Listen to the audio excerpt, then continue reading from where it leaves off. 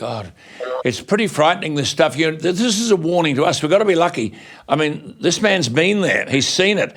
You said in that speech there is an all-out assault on Western values in New Zealand, and you're demanding, yes. John Howard made reference to this last week, you're demanding one person, one vote, with each vote being of equal value. Now, that's reminiscent of what John Howard told me on this program last week. One person, one vote, one law, one sovereignty, one goal, one hope.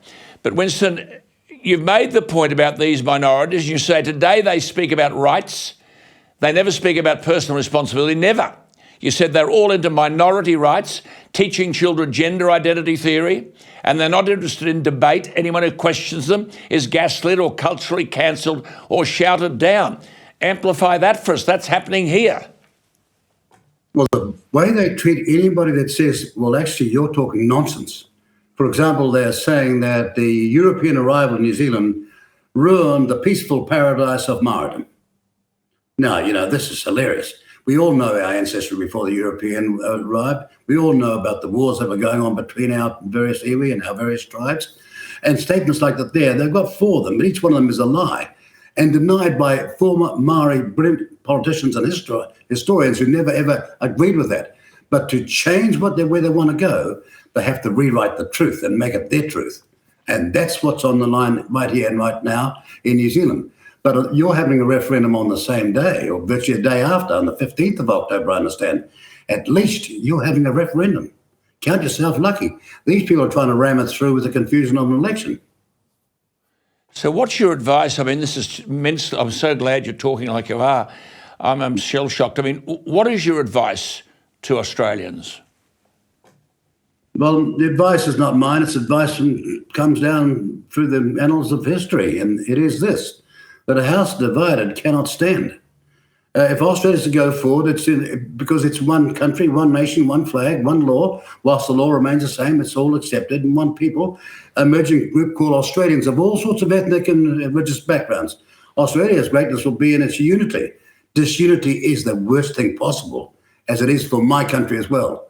And that's what's on the line right now, and enough people in both our countries need to wake up and wake up now. Good on you. You've got an election coming up in October. You need 5% of the electorate. Will you be standing? The great news, they've been gaslighting me for 33 months and shutting me down. I've got the biggest meetings of any political leader in this country, and they won't even cover it. They won't even show what's going on. But great news, the latest internal poll we've got, we're way past 5%. Yeah, we're coming back big time, and we won't be gaslit out of this campaign.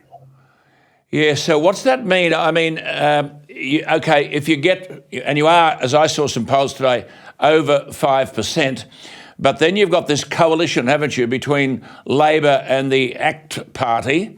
Could those together win a majority?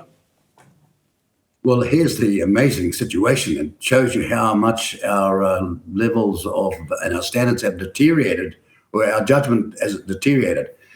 Despite the hopeless Labor government since 2020, where they've had 33 months of one disaster after another and scandal after scandal, those polls are far too close for comfort. Yeah. And that's why we're telling people out there, look, you've got to get out there. You've got to enroll people. You've got to get them to come along and vote. Because this, for the first time in my lifetime, is an inflection point election. We don't win this, then this country is going to go very quickly down the rat hole or the rabbit hole for the worst. I saw it happen in Sri Lanka, then I saw it happen in Burma. Burma used to be the leading economy in Asia once, and I saw it happen with the leading economy in South America and Venezuela. It doesn't take much. Governments, sadly, and politicians do matter, but principles matter more. Absolutely. So where do, say, the National Party stand on this co-governance stuff? Well, that's half the trouble. They set up the super city of Auckland with an unelected Maori ward. That was the first sort of wedge in the system, so to please. And then they got a piece of legislation to do with the coast that had been fixed up, repealed it and put their version in. Now there are 600 claims to the coastline, mainly with disputes between Maori against Maori, and the taxpayers paying $300,000 for each case. And then that wasn't the worst. You've got now the South Island where Ngai Tahu or the Maori there are on the environment in Canterbury, are appointed there, not elected there. See what's going wrong here? It's by bits and by failures that this has been advanced. So the National Party's record and the ACT Party's record is not good. And they'll need somebody to steal them. They'll need somebody to steal them and make them face up to what has to happen going forward.